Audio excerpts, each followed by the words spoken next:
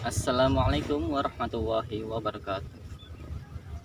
Alhamdulillah, alhamdulillahi wa kafa.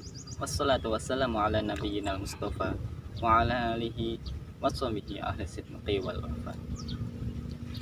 Perkenalkan, nama saya Muhammad Ginanjar Firdaus dari Prodi Ilmu Al-Quran dan Tafsir Institut Agama Islam Negeri Salatiga.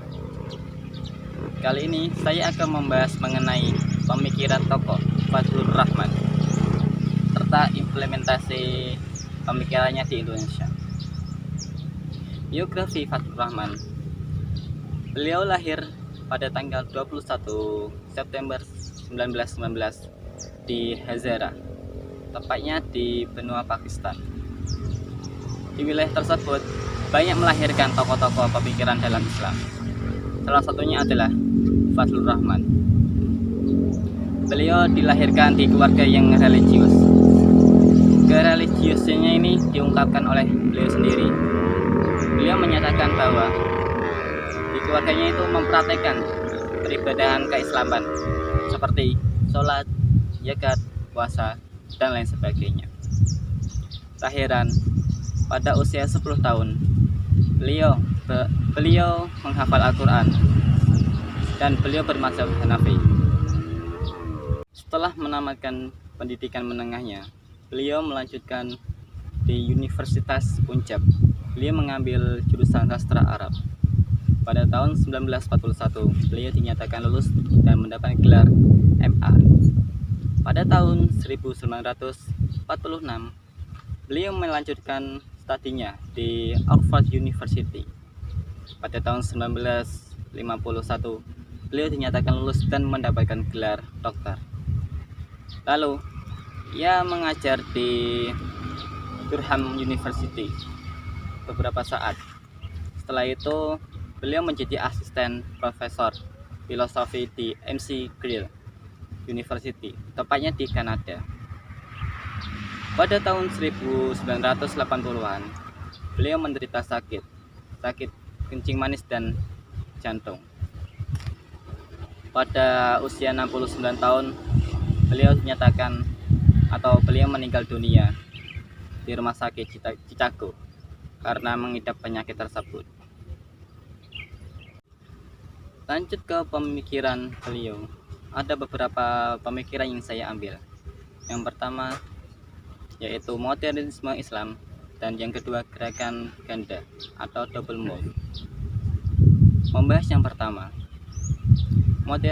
modernisme Islam ini muncul karena pemikiran beliau yang paling mendasar, yaitu tentang kegelisahan para umat Islam pada dahulu. Karena pada zaman dulu ijtihad itu ditutup sehingga tidak bisa memecahkan suatu permasalahan. Maka dengan itu Fadlur Rahman membuat langkah-langkah untuk membuka ijtihad. Langkah-langkahnya antara lain, yang pertama adalah menegaskan bahwa ijtihad bukanlah hak eksklusif bagi golongan tertentu dalam masyarakat Islam. Yang kedua, menolak kualifikasi tentang ilmu gaib sebagai syarat ijtihad. Yang ketiga, mencakup ranah ijtihad secara klasik.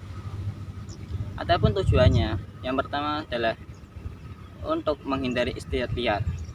Yang kedua, ijtihad sebagai proses pemecahan masalah. Yang ketiga, evolusi historis mencakup 4 hal. Yang pertama, Al-Quran, Sunnah, ijtihad, dan qiyas.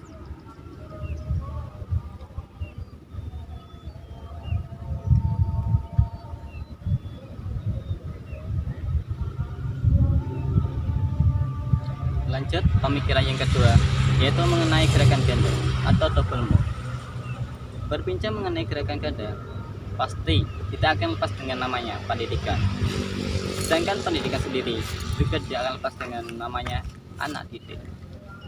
Dan anak didik yang dihadapi pada zaman dahulu adalah keterkaitan antara negara-negara pendidikan Islam yang menjadi agenda besar yang belum berhasil, yaitu dikotomi ilmu-ilmu pengetahuan dan ilmu-ilmu umum. sehingga kualitas pendidikan pada zaman dahulu menjadi rendah.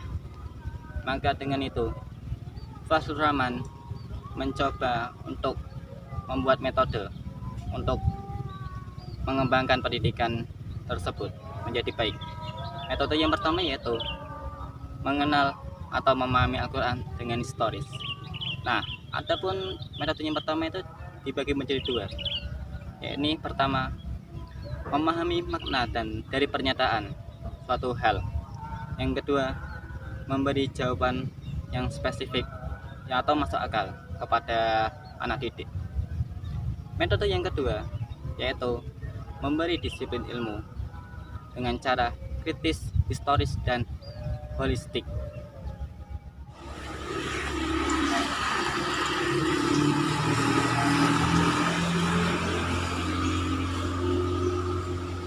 Lanjut, mengenai implementasi atau penerapan pemikiran tokoh parlemen di Indonesia. Di sini saya mengambil tentang gerakan ganda atau double no, karena cocok diterapkan pada zaman sekarang. Dapat kita lihat, pendidikan di Indonesia ini sangatlah kurang efektif karena disebabkan oleh COVID-19, sehingga pembelajaran kurang maksimal atau tidak maksimal. Yang dulunya kita mau berpendapat atau berargumentasi mengenai suatu permasalahan dapat dipecahkan dengan baik. Yang dulunya kita ingin membaca ataupun mencari sesuatu, langsung kita pergi ke perpus atau yang lainnya, dan tidak susah payah mencari di internet. Dan masih banyak lagi permasalahan-permasalahan yang ada. Nah, sesuai dengan pemikiran Parlemen ini, kita dapat mengambil suatu pembelajaran atau mengenai suatu permasalahan, memecahkan suatu permasalahan, yaitu setiap siswa atau mahasiswa kepada dosen ataupun guru harus saling menguntungkan, baik dari segi penjelasan atau pendapat mengenai suatu permasalahan dengan bijak, sehingga tidak menjadi kesalahpahaman. Sekian dari saya. Apabila ada tutur kata yang kurang berkenan, mohon dimaafkan. Wassalamualaikum warahmatullahi wabarakatuh.